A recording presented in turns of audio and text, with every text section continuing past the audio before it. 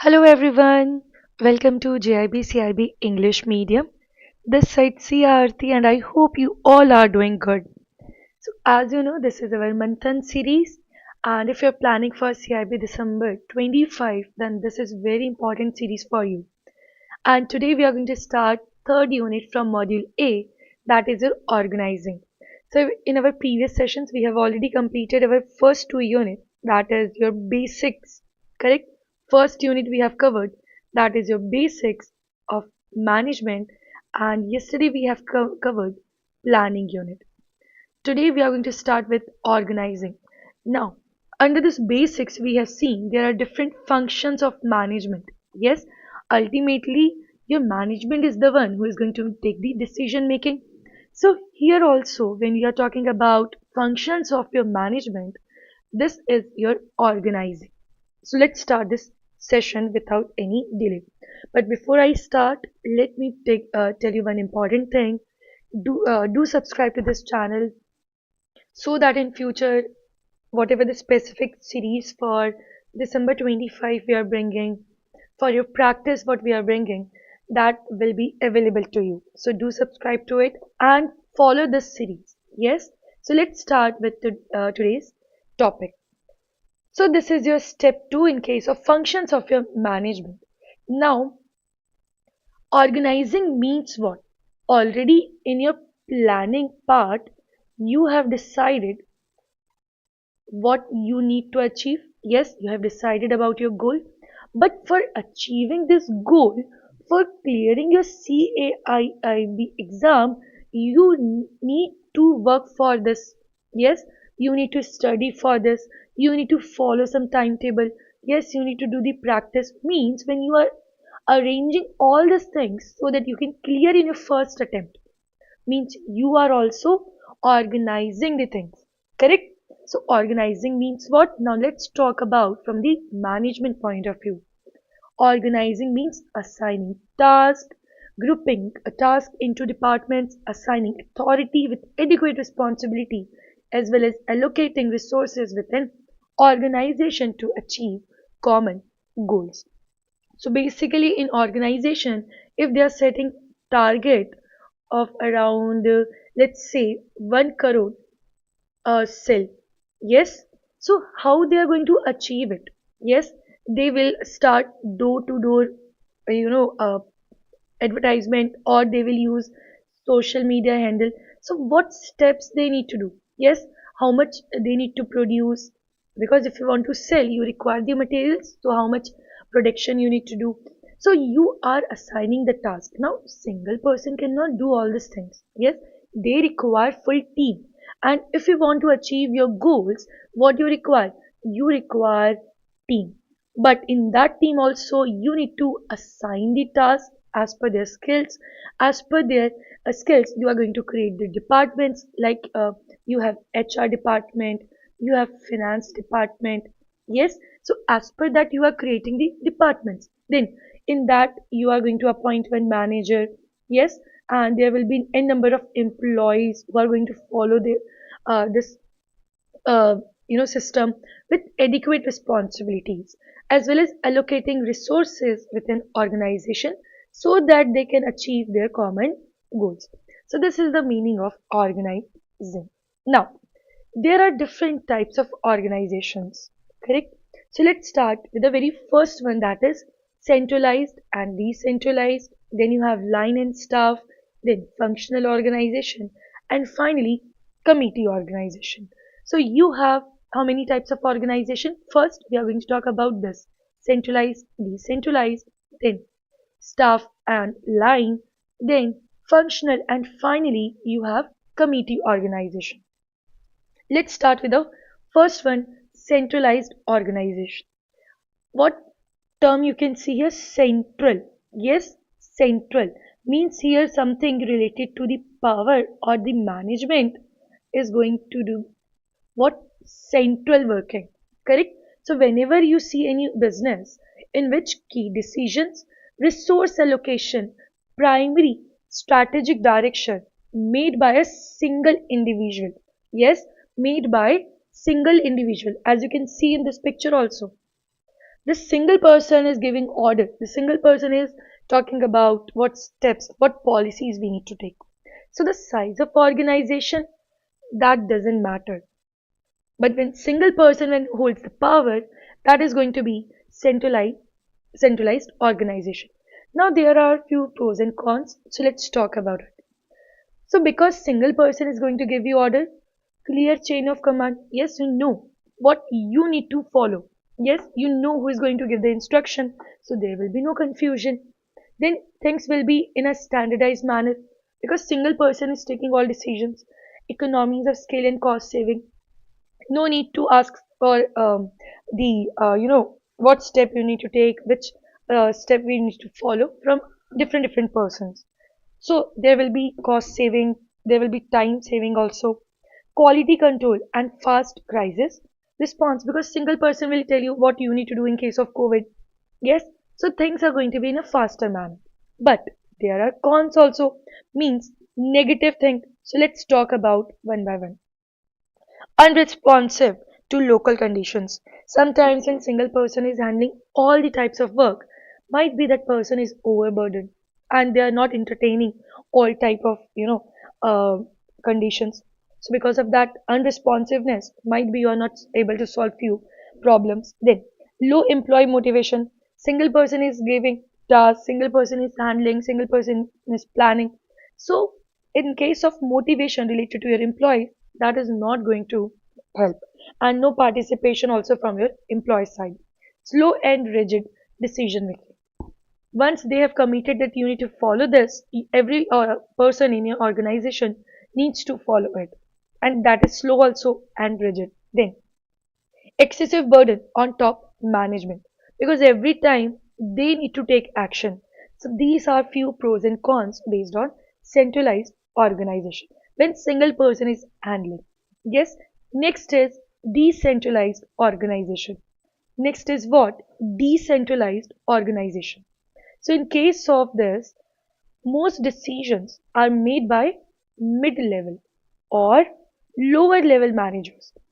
In our previous session, I informed you about the three levels of management.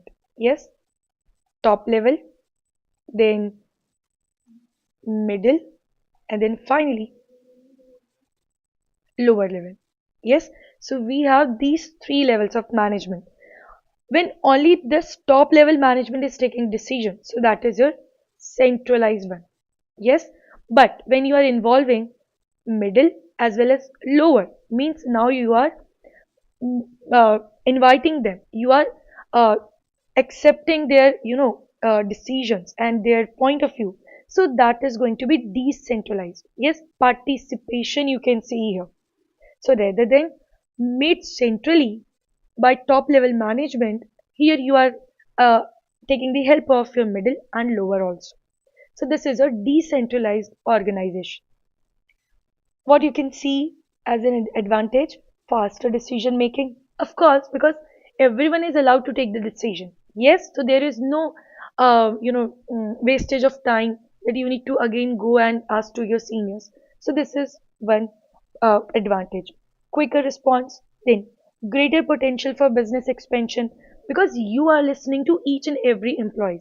Sometimes the ideas you can see from different point of view can be very good, when single person is taking any decisions, we are very limited. But when you are listening to 10 more people, you are increasing, you are including more number of ideas. So that's why business expansion is going to be faster.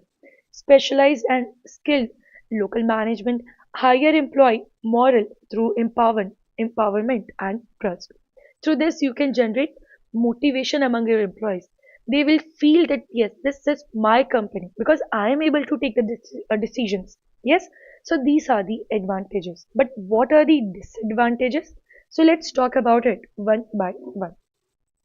Difficult coordination among multiple units because every department, suppose this is your HR department, this is your finance department, this is your production department, and there is your top level management. Yes, now they all are allowed to take decisions as per their own comfort zone. So sometimes whatever decisions they are taking immediately might not be fruitful for your organization. So might be that will lead to difficulty in coordination. Then next is your higher administrative costs due to duplication of efforts.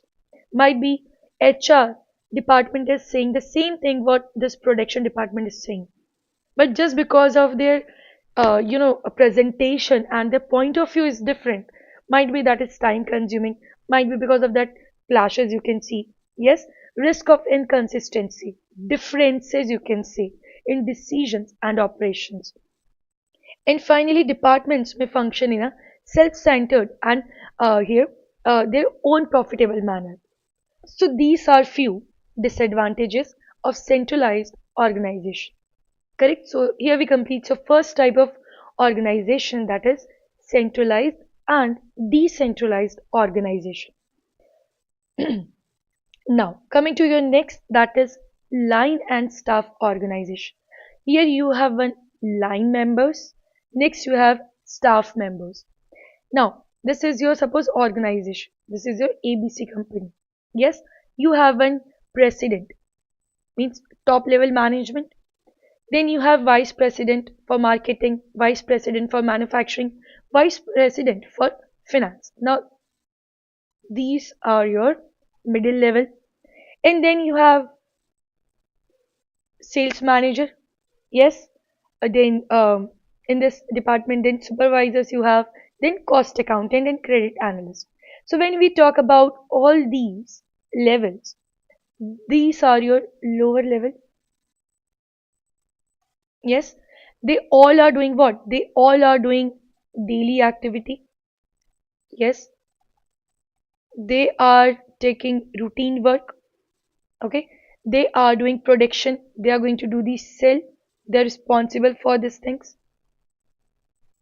Okay, so when you talk about your employees, basically, if I say about employees, yes, about employees from top to lower level, all these different levels are considered to be your employees.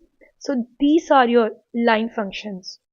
Yes, line roles are the core operational units like production, sales, service delivery, and they carry direct authority and are accountable for core business objectives. Means they are running your organization. What they are doing, they are running your organization. Okay, so this is your line rules. This is your line rules. Then you have staff rules. Now they are experts. They are having special knowledge. Like you can see corporate attorney. Yes, this suppose ABC company appointed one law firm.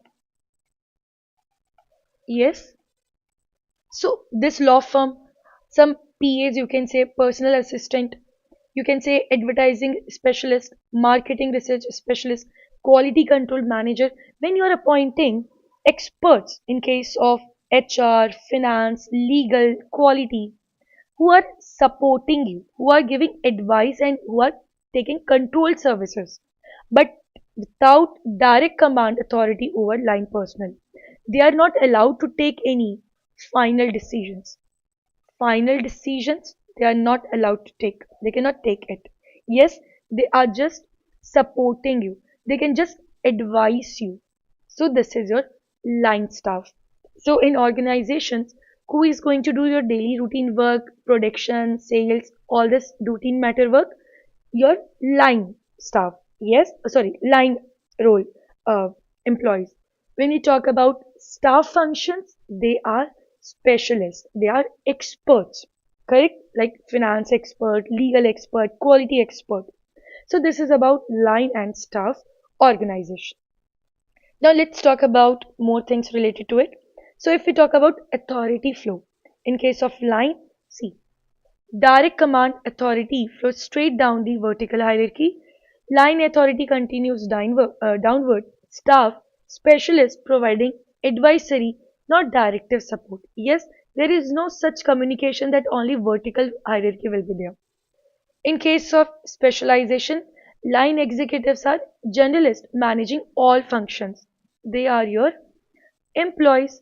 But when we talk about experts like specialists you are appointing, like HR specialist, accounting, finance, then they are known as staff members. Then centralization, highly centralized decisions remain top level authority. Mix of centralized and decentralized decision making that includes line and staff influence choices. Suitability best for smaller, simpler organizations, but this more effective for larger, complex organizations with diverse expertise needs.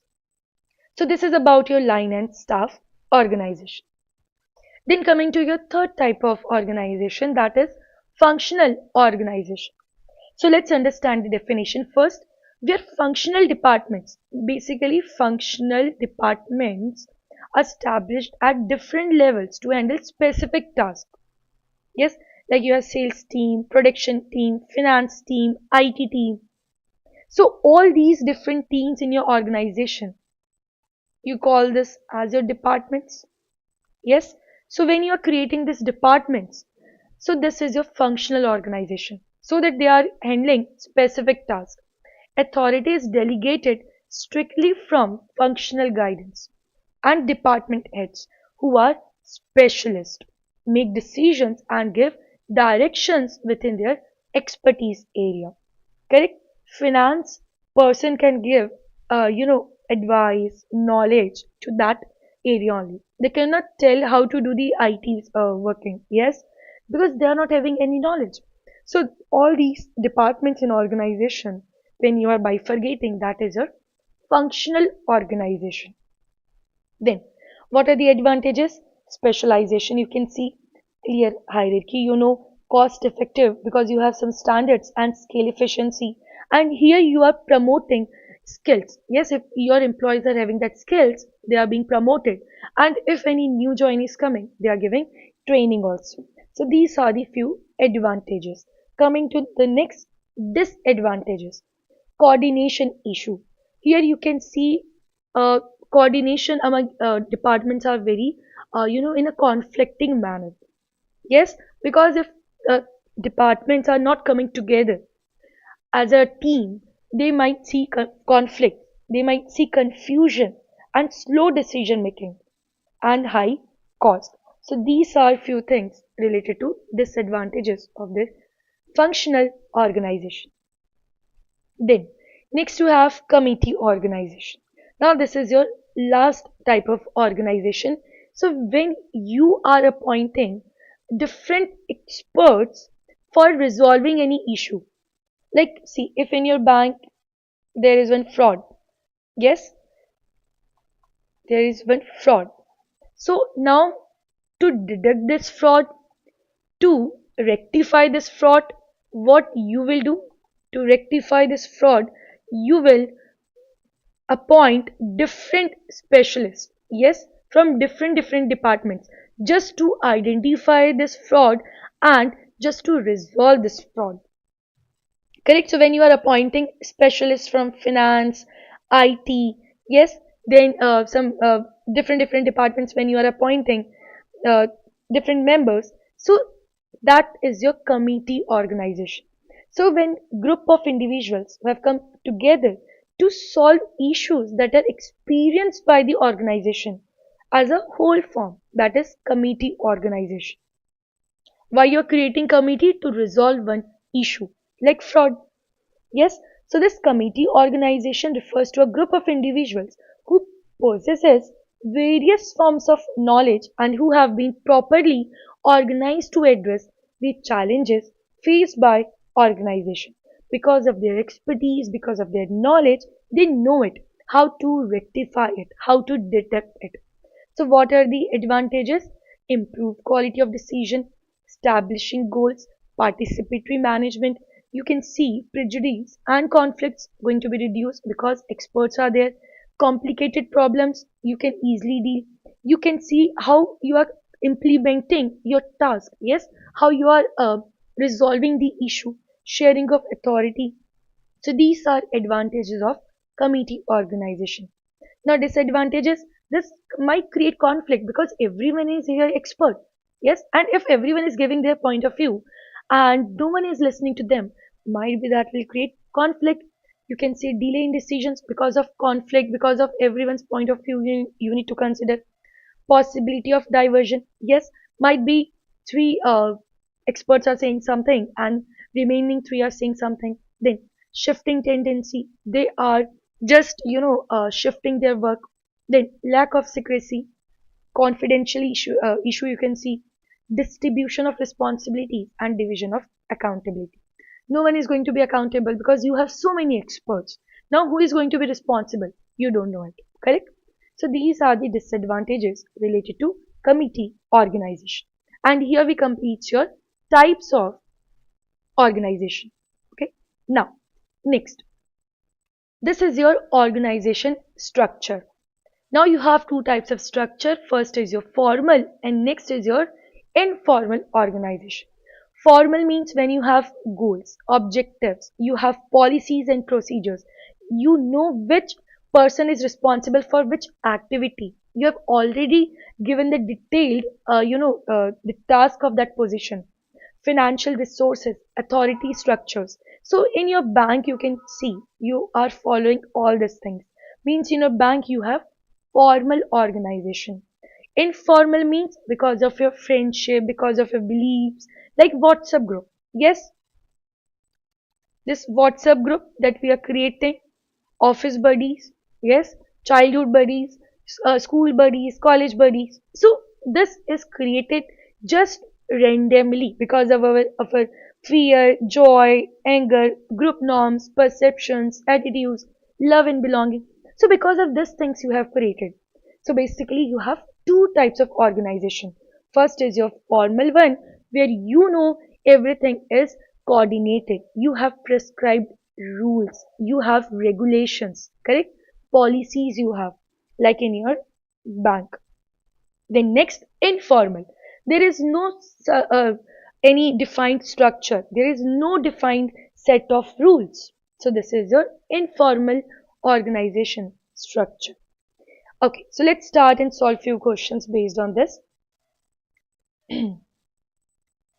Which statement best describes staff roles in a line and staff organization?